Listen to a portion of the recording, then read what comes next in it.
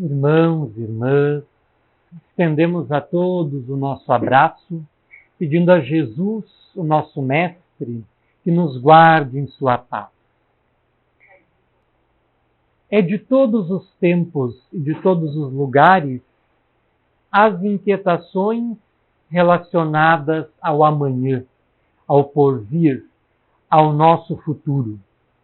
Por isso, em todos os povos e culturas, sempre existiram profetas que anunciavam como seriam os tempos do amanhã. Provavelmente, já nos tempos pré-históricos, eles existiam. O que atesta os achados arqueológicos em diferentes partes do planeta. Com as primeiras civilizações, da mesma forma, entre os egípcios, entre os sumérios, entre os caldeus, entre os babilônios, o exercício profético era prática corrente. Mais tarde, entre os gregos e os romanos, da mesma forma, era costume comum. Entre os gregos havia o hábito de se procurar os oráculos a fim de consultar as divindades para saber sobre os destinos pessoais e os destinos coletivos.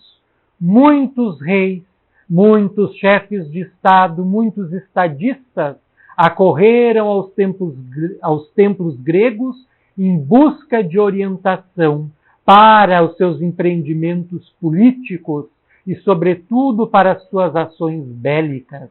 Entre os romanos, as pitonisas se celebrizaram, vaticinando a ascensão e a queda de senadores, de cônsules, de imperadores.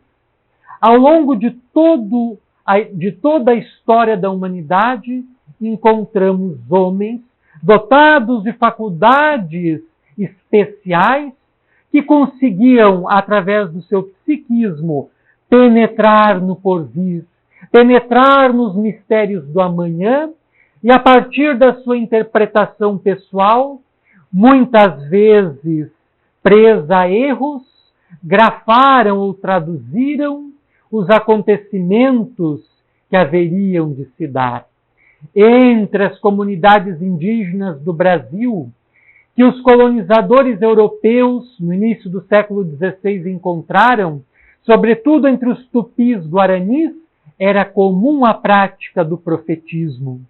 E, dentro do conjunto das suas profecias realizadas pelos seus pajés, os intermediários entre o mundo material e o mundo dos mortos, o mundo espiritual, destacava-se a defesa da vinda da terra sem males, de uma terra melhor, de um mundo diferente.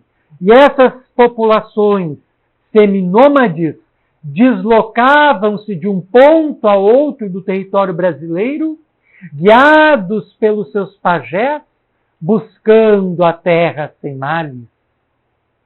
É conhecido o caso do apóstolo João, que é chamado aos céus num processo de desdobramento espiritual, onde a sua visão se dilata e Jesus lhe mostra o desenrolar dos tempos futuros que são por ele posteriormente grafados no livro que nós conhecemos como Apocalipse, e que numa linguagem hermética e cheia de símbolos apresenta o destino do mundo, o destino da humanidade.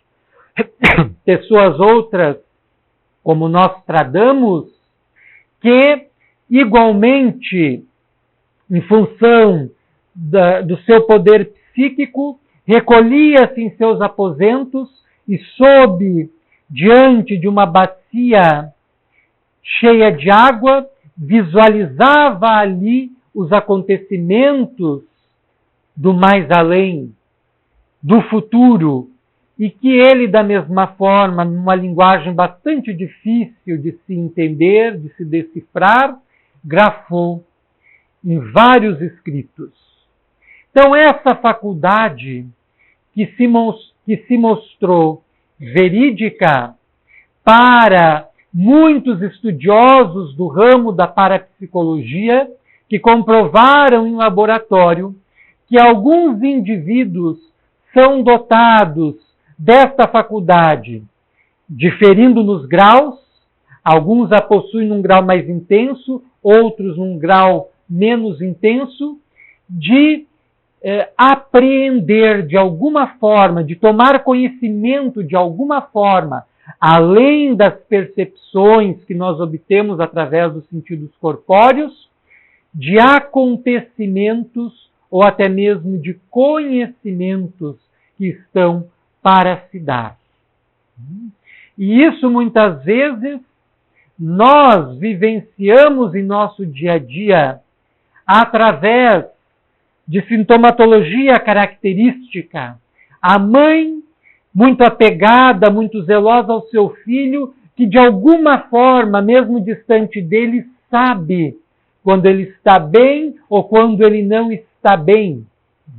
Isso é um tipo de premonição, um tipo de sensibilidade espiritual mais aguçada.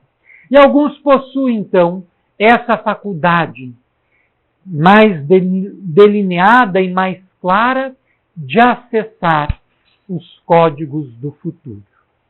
E este é justamente a temática que elegemos para estar conversando esta noite. O destino da Terra, em função das profecias maias, que na verdade não constituem profecias precisas, mas antes um calendário precisamente organizado, cujo ciclo se encerra neste ano do nosso calendário, o ano de 2012, e que, segundo alguns estudiosos, coincidiria com o término de um ciclo cósmico, em que inclusive a radiação solar e a radiação de outros astros próximos e distantes do nosso planeta incidiria diferentemente sobre a Terra, interferindo nos nossos processos sociais, políticos, econômicos, físicos, ecológicos, ambientais. Então, em função de ser um tema da hora, o elegemos para estar tecendo alguns comentários sobre ele ao longo do tempo que nos cabe. Mas para falar do futuro é necessário falarmos do passado, porque não existe futuro sem um tempo que o antecedeu. E como muitas das profecias antigas e presentes vêm se confirmando, inclusive algumas do texto apocalíptico, do texto do Apocalipse, convém parar e refletir se este seria o tempo a que se refere o texto de João, dos últimos ais, o tempo que fecha um ciclo e inaugura um novo. E para tanto precisamos refletir sobre a caminhada terrestre, sobre a posição da Terra no conjunto dos demais mundos que existem no universo. Para o Espiritismo, o universo é povoado de mundos que se encontram em diferentes níveis de desenvolvimento. Segundo a classificação feita por Allan Kardec, os mundos se encaixariam nas seguintes categorias: mundos primitivos, mundos de prova e de expiação, mundos de regeneração, mundos ditosos, mundos celestes ou divinos. A Terra pertenceria à segunda categoria de provas e de expiações, onde predomina a matéria, o império das paixões, a animalidade, o apego, o exclusivismo, o egoísmo, a maldade. Essas seriam características com as quais nós estamos familiarizados, já que nós conhecemos muito bem o mundo em que nos encontramos.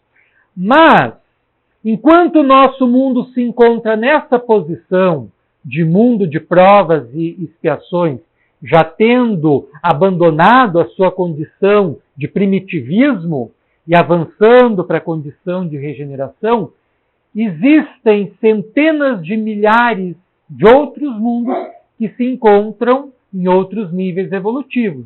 Alguns estão iniciando o seu processo formativo, outros já são mundos de regeneração, outros tantos já são mundos ditosos e inúmeros outros já atingiram a condição de mundos celestes e divinos. E segundo o Espiritismo ainda, haveria intercâmbio, haveria solidariedade, haveria ligações invisíveis entre esses mundos que povoam o cosmos. Talvez não seja por acaso que nunca antes da história do nosso planeta, como no tempo que nós estamos vivendo, que tenha se vulgarizado tanto os relatos de pessoas que dizem avistar OVNIs, entendendo por OVNI o que a sigla indica, objeto voador não identificado, não necessariamente um disco voador. Se nós entramos na página da NASA, por exemplo, nós vamos encontrar, referente ao espaço aéreo brasileiro, que o nosso espaço é mensalmente visitado por uma média de 80 ou mais OVNIs, não necessariamente discos voadores, são objetos que não são identificados. Então, esses relatos de pessoas que dizem avistar esses OVNIs e que dizem ter relações e até manter comunicações com seres interplanetários se difunde como nunca na história do nosso tempo. E isso pode ser um indício do tempo de transformação intensa, célere, veloz que nós estamos vivenciando na atualidade. Então, segundo o Espiritismo, existe essas inter-relações. Segundo alguns estudiosos, existe um escritor espanhol, ele não é espírita, ele é um jornalista chamado Benítez. E ele escreveu várias obras. Uma delas que tivemos oportunidade de ler intitula-se 100 mil quilômetros em busca de OVNIs e que refere-se a uma pesquisa por ele feita sobre deixa eu só desligar aqui, sobre OVNIs que foram avistados sob o espaço aéreo espanhol. E é um livro muito interessante, onde ele apresenta casos bem concretos. Ele defende a tese que existiria uma espécie de acordo internacional para controlar as informações a respeito destas visitas de seres extraterrestres e que a política comum dos estados mais avançados sempre seria a da negativa, a de negar. Então, esse é uma questão interessante. E isso demonstra, então, que haveria entre o nosso e outros planetas uma intimidade, uma ligação direta e indireta, e possivelmente esteja ocorrendo visitas periódicas, sem que muitas vezes tomemos conhecimento das mesmas. Na passagem da década de 20 para a década de 30, não lembramos exatamente o ano, um produtor de filmes norte-americano chamado Orson Welles, adaptou para o rádio, era o tempo da radionovela lá nos Estados Unidos, uma novela ficcional de um escritor e historiador britânico chamado H.G. Wells, Guerra dos Mundos, que recentemente, faz alguns anos, Hollywood adaptou para as telas do cinema. Um filme protagonizado pelo Tom Cruise, não estamos equivocados. O livro é melhor que o filme. E Orson Welles o adaptou para a radiodifusão, mas noticiando na cidade onde ele era locutor, como se fosse uma notícia, e não avisando previamente que se tratava de uma radionovela. E a confusão foi tanta, porque ele noticiava a chegada dos extraterrestres nos Estados Unidos, o começo de uma invasão organizada, de domínio da Terra, de colonização da Terra, e as pessoas se desesperaram. Muitas chegaram a se suicidar. Isso é um caso histórico, é um fato histórico, é verídico. Então, por isso, talvez essa preocupação dos governos em negar as ocorrências, né, desses intercâmbios que provavelmente existem do nosso com outros planetas, com outros seres que habitam o universo. Os próprios seres espirituais com os quais nós contatamos, muitos deles não pertencem ao nosso planeta, pertencem a outros planetas, estão associados ao nosso no interesse de fazer com que ele se desenvolva, no interesse de fazer com que a humanidade desperte, com que a humanidade acorde para os valores espirituais, para os valores morais, para os valores soberanos da vida. Então, essa é uma questão muito interessante. Por que a trazemos? Porque no ano de 1938, o médium Chico Xavier psicografou 2 obras sensacionais. E quem não leu, precisa lê-las. Aqui veio o primeiro, intitula-se Brasil, Coração do Mundo, Pátria do Evangelho, de autoria espiritual do escritor brasileiro Humberto de Campos. Humberto de Campos, logo depois que falece, que desencarna, retornando ao mundo espiritual, passa a se manifestar através do médium Chico Xavier, escrevendo no mesmo estilo literário que ele o fazia quando estava vivo, que levou muitos dos especialistas nesse escritor brasileiro a se convencerem da realidade do fenômeno mediúnico. Esse caso, Humberto de Campos, deu bastante pano para manga, até processo judicial, porque a família dele, a família material encarnada, entrou mais tarde na justiça litigando, brigando pelos direitos autorais das obras que o Chico Xavier psicografava, assinado por esse espírito Humberto de Campos. Tanto que ele passou a adotar um pseudônimo.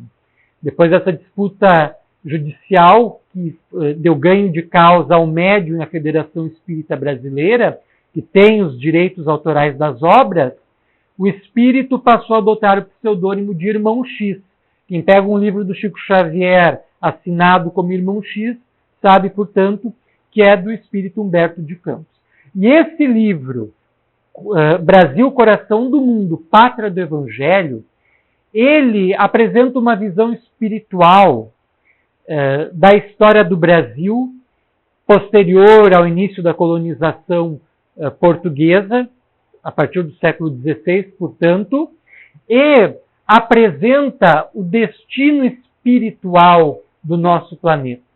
Um viajante europeu, quando esteve visitando o rio Amazonas, a bacia amazônica, Alexander von Humboldt, ao deparar-se com a beleza e com a biodiversidade do lugar, asseverou que aquela região, pertencente ao Brasil, haveria de ser um dia o celeiro do mundo. E ao Brasil cabe não só ter um papel de destaque como celeiro do mundo no futuro, no porvir, segundo as previsões espirituais, mas também ser o celeiro espiritual do mundo.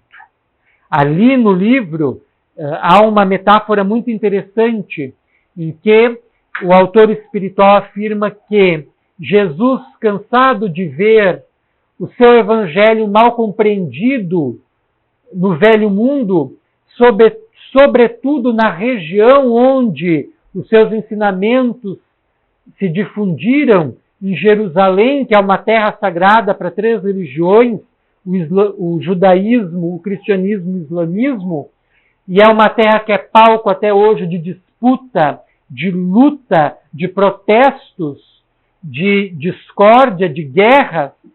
Jesus teria transplantado a árvore do seu evangelho do velho mundo para o novo mundo, depositando-o sobre o Brasil, como simbolizando que ao Brasil cumpre uma missão muito importante no cenário mundial, no sentido da espiritualização da Terra, de contribuir no sentido da espiritualização da humanidade. E o outro livro é A Caminho da Luz, que, não diferente do outro, que apresenta a missão coletiva de um país, de uma nação, A Caminho da Luz apresenta um histórico da humanidade à luz do Espiritismo. E neste livro, que é um dos melhores e um dos mais importantes que o médium psicografou, o Espírito Emmanuel faz uma série de revelações. Foi psicografado, repetimos, lá em 1938. E muita coisa que foi escrito lá aconteceu depois. Por exemplo, lá nos capítulos finais, capítulo 24 e capítulo 25, Emmanuel prevê a Segunda Guerra Mundial. A Segunda Guerra Mundial ocorre 1 ano depois. O livro é psicografado. Esse é um outro dado interessante sobre o livro. O médium psicografou ele em sessões públicas no espaço de 17 de agosto até 21 de setembro de 1938. A olhares das pessoas que participavam da reunião de forma muito rápida. E é um livro que tem um poder de síntese histórico muito grande. E, como dissemos, condensa revelações importantes. Então, o primeiro dado trazido pelo Espírito, ele abre o livro explicando que existe no nosso sistema planetário, sistema solar, uma comunidade de espíritos puros, de espíritos angélicos, de seres espirituais muito avançados, que carregam sobre os ombros a responsabilidade de administrar, gerenciar, guiar, dirigir os destinos do nosso sistema planetário. Jesus seria um dos membros dessa comunidade de espíritos puros. E essa comunidade de espíritos puros teria se reunido na proximidade geográfica da Terra apenas por 2 vezes. A primeira, quando da sua formação, por volta de 5 bilhões de anos, quando a Terra se desprende da nebulosa solar, se solidifica e, por volta de 3 bilhões de anos, aparecem as primeiras formas de vida.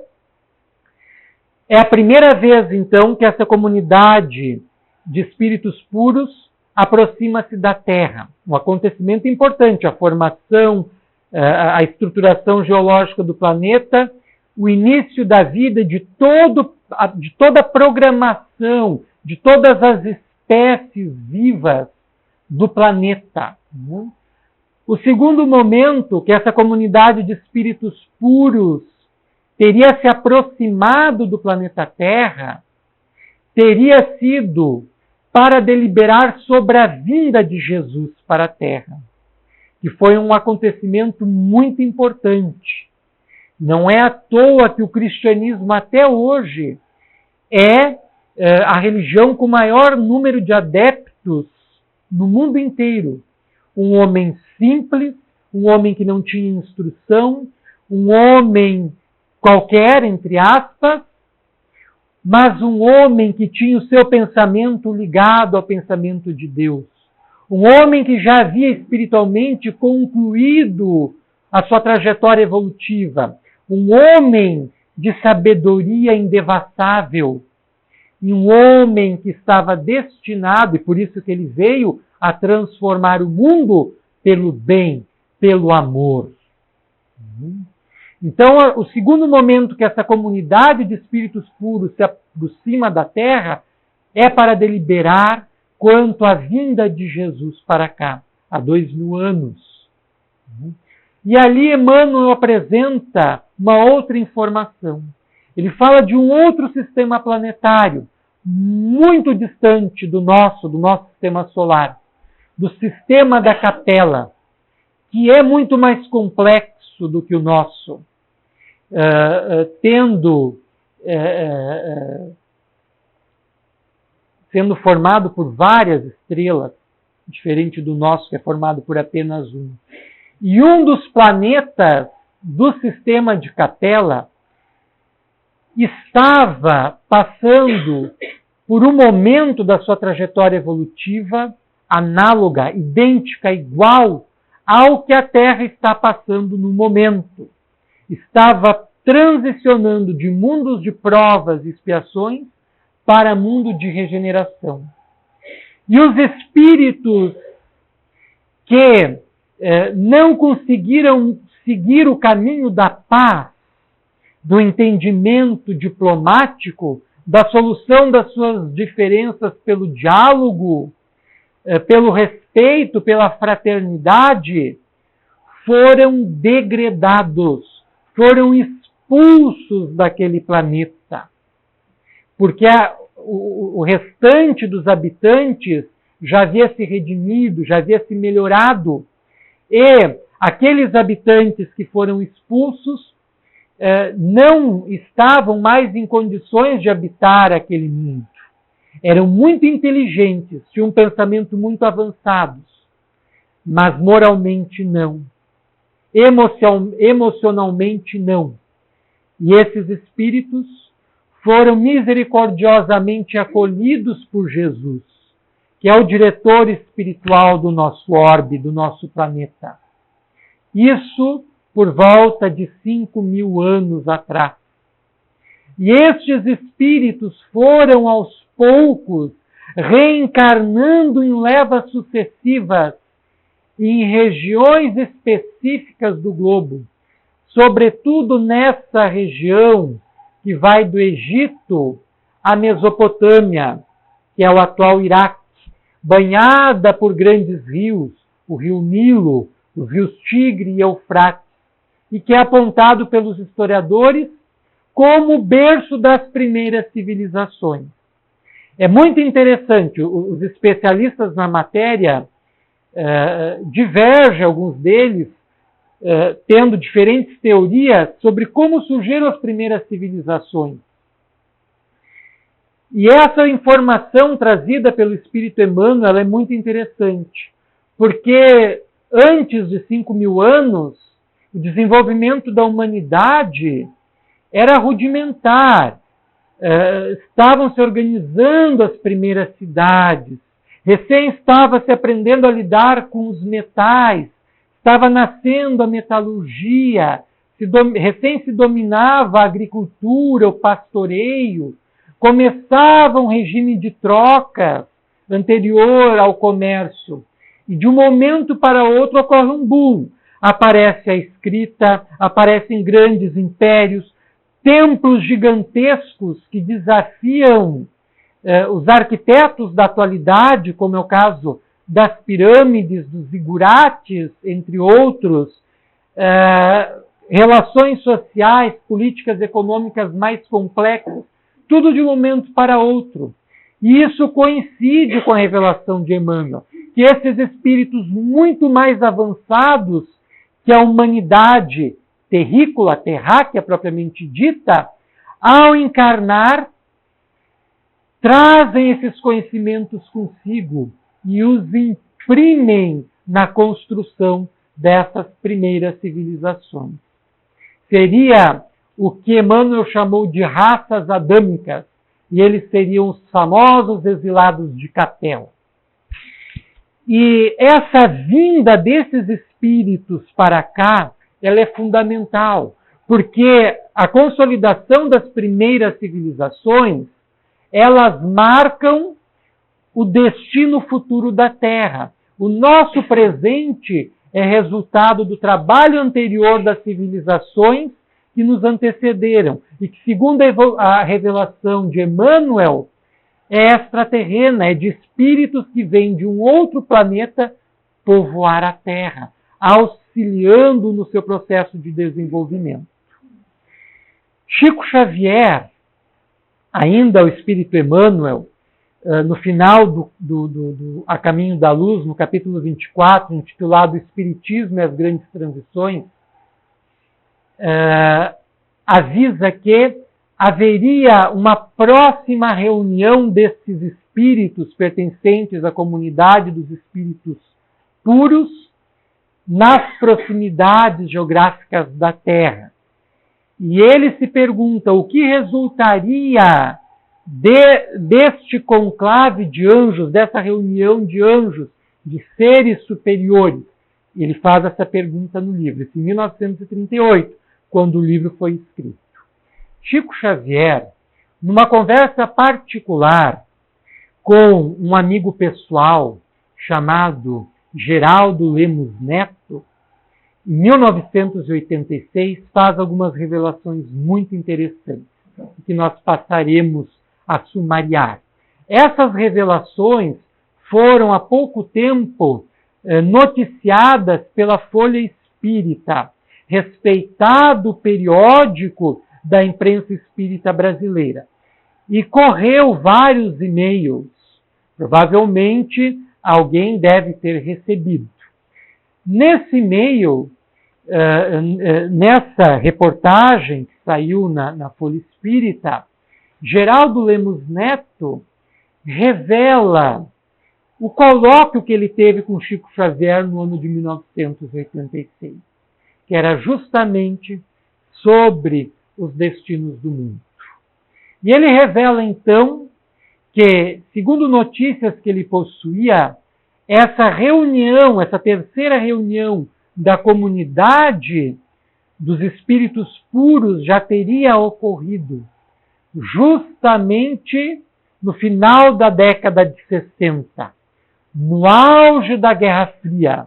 A humanidade recém havia superado a Segunda Guerra Mundial, que teve efeitos catastróficos para todo o globo, e estava se reorganizando, mas ao mesmo tempo se dividindo, se bipolarizando, ou sob a influência dos Estados Unidos, ou sob a influência da União Soviética. E isso se chama de Guerra Fria. Ambas superpotências com tecnologia nuclear. Então essa Guerra Fria deixou o mundo em alerta, sempre na iminência de estourar uma terceira guerra mundial, que poderia vir a ser a última, a destruição apocalíptica da Terra, como asseveram antigas profecias. E Chico Xavier avisa que a comunidade dos espíritos puros esteve reunida nessa época, justamente nesse ambiente em que a política internacional, as relações entre as nações, era bastante complexa e delicada para justamente decidir sobre os destinos do mundo. No final da década de 60, mais precisamente 20 de julho de 1969, marca, do ponto de vista espiritual, o ingresso da Terra na comunidade planetária, porque é quando o homem, por vez primeira, consegue pôr os pés na Lua.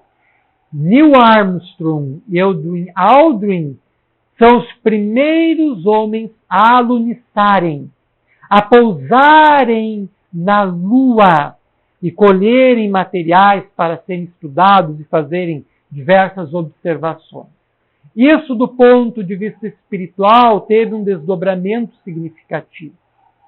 E este ano, 1969, marca o início de uma moratória que a comunidade dos espíritos puros teria dado para a nossa humanidade.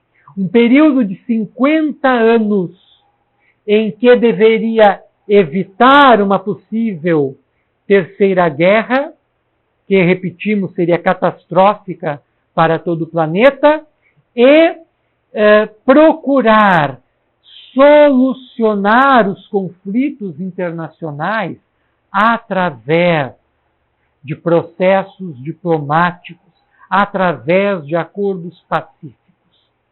Essa seria a condição para que não se realizassem as profecias sinistras apocalípticas em relação ao fim do mundo. Segundo a revelação de Emmanuel, se durante esses 50 anos que se seguiriam após 1969, a Terra não mergulhasse numa nova guerra, seriam impressionantes os avanços que encontraríamos em toda a superfície terrestre, em toda a ordem social. Estaríamos nos encaminhando para uma ordem social, política e econômica mais justa e igualitária, erradicando a pobreza, erradicando a miséria, erradicando a fome. Estaríamos nos encaminhando, sobretudo através da manipulação genética, para a cura das doenças que tanto nos atormentam na atualidade, como a AIDS, o câncer e tantas outras. Estaríamos, de certa forma, autorizados a termos um avanço tecnológico como nunca visto antes, e que, de certa forma, nós estamos vivenciando na atualidade, o que é um bom sinal de que nós estamos nos encaminhando para um tempo promissor, um tempo de paz, um tempo de realização, né? Em que nós, hoje, né, convivemos com uma parafernália tecnológica que nós não tínhamos há 5 anos, há 10 anos, há 15 anos. Cada um pode fazer um rápido retrospecto, né? Isso é mais forte para os mais antigos, né, que vem acompanhando todo esse processo. Quem é que vive hoje sem um celular, sem um computador, sem a televisão, sem o telefone convencional? E tudo isso vem se transformando em meio de ligação, de aproximação entre as pessoas e trazendo comodidade, benefício para o nosso modo de vida. Nós estaríamos credenciados para entrar num relacionamento aberto, ostensivo, com seres interplanetários, inclusive recebendo ajuda, suportes para o desenvolvimento das nossas tecnologias. Nós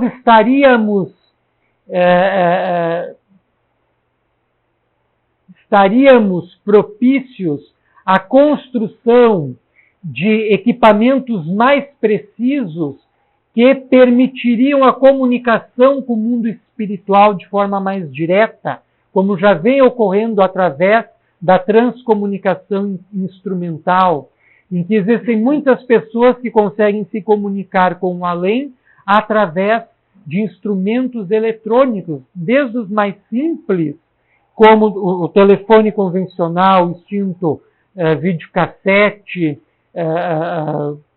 o gravador de fita, o computador, até aparelhos construídos para essa finalidade, como o Spiricom e o Vidicom, que foram tentativas de se construir instrumento que permita a comunicação com o além de forma eletrônica.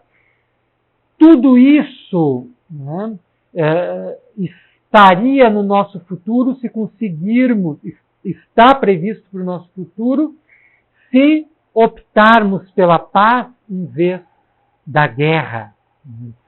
Do contrário, as profecias são sinistras. A humanidade encaminhando-se para a guerra, possivelmente uma guerra nuclear, a própria Terra responderia aos desmandos do homem, agitando as suas forças endógenas e exógenas através de terremotos, de tsunamis, de maremotos, de vulcões há muito tempo extintos, reconfigurando por completo a estrutura geológica do planeta. E segundo a profecia feita pelos espíritos através do médium Chico Xavier, se isso ocorresse, o hemisfério norte ficaria inabitado e haveria uma grande migração para as regiões do hemisfério sul. Os povos de lá invadiriam os povos de cá, os povos do norte invadiriam os povos do sul. E o médium chega, inclusive, a redesenhar o mapa brasileiro e o mapa da América do Sul, em que o nosso país, que em ambos os casos haverá de desempenhar uma missão importante, no caso de nós conseguirmos seguir o caminho da paz, do amor, do entendimento, da concórdia, o Brasil despontaria, como vem acontecendo, como uma grande potência econômica, e Chico Xavier já em 86 falava de grandes reservas petrolíferas do Brasil, que foram descobertas só mais recentemente. Né? Então, são dados bem interessantes. Né? E, então, nosso país, em caso que ocorresse uma hecatombe global, o nosso país se resumiria, sem falar as regiões costeiras, que seriam abaladas, né? O nosso país se reduziria a 1/4 da sua superfície atual e as demais áreas seria repartida entre os povos invasores, repartidas entre ambas, entre aspas, que seriam ocupadas. Né? Mas é importante reforçar, como o próprio Emmanuel avisa, que esclarece que as profecias são reveladas, são dadas para que elas não aconteçam, para que elas não se deem, sobretudo as negativas. Elas são um alerta, um aviso para que a humanidade desperte, a humanidade acorde e se volte para o bem, para o amor e para a luz. No Livro dos Espíritos, que é composto por 1019 perguntas com as respectivas respostas, a primeira pergunta é a seguinte: o que é Deus? Os Espíritos respondem: é a inteligência suprema, causa primária de todas as coisas. E nós temos que ter em mente que todos os processos materiais se encontram nas mãos de Deus e nas mãos dos ministros de Deus, que são essas entidades espirituais que estão por trás do destino do mundo, estão por trás do processo histórico do mundo. E a última questão do Livro dos Espíritos, a questão 1019, é mais ou menos assim: poderá jamais implantar-se na Terra o reinado do bem? E os Espíritos dão uma resposta grande, na qual, sintetizando, os Espíritos anunciam que a Terra será um mundo melhor, onde reinará o bem, quando aqueles que o habitam se melhorarem, se transformarem em homens de bem. E aí está a chave do destino do mundo, a transformação do homem para a transformação planetária. Isso é essencial para um futuro promissor, um futuro de paz, um futuro glorioso para nós e para o mundo que nós habitamos. Nunca deixando de considerar que nós vamos voltar a este mundo posteriormente por efeito da reencarnação e por isso temos que cuidar bem dele para nós mesmos, não só para nossa progenie, para nossa descendência consanguíneo, mas também para nós mesmos, que espiritualmente regressaremos a Ele, porque estamos cosmicamente ligados à trajetória histórica e espiritual deste planeta e desta coletividade. Talvez muitos de nós, exilados de capela deste outro planeta, em estação ainda de aprendizagem, nas duras provas que a vida nos reserva, para aprendermos a sermos menos orgulhosos, menos egoístas, menos maldosos, e para aprendermos a ser mais corretos, mais justos, mais bondosos,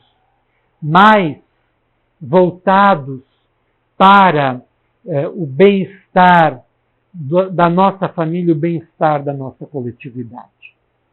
Nós agradecemos a atenção generosa de todos e deixamos essas rápidas palavras a título de reflexão, para pensarmos, refletirmos sobre o nosso destino pessoal e sobre o destino do globo, porque as duas coisas estão interligadas. O nosso destino individual está ligado ao destino coletivo da humanidade e ao destino físico do nosso planeta. Então, que possamos parar, pensar, refletir qual é a nossa parcela de responsabilidade para fazer deste mundo um mundo melhor. Um dia lemos um pensamento que dizia o seguinte: este é o mundo melhor já, porque tu estás passando por ele. Então, que nós possamos fazer jus a este pensamento, que é bastante profundo, e possamos dar o nosso melhor para que este mundo seja, desde já, um mundo melhor para nós, para os nossos familiares, para toda a humanidade. Que Jesus possa nos abençoar, guardando-nos sempre na sua paz.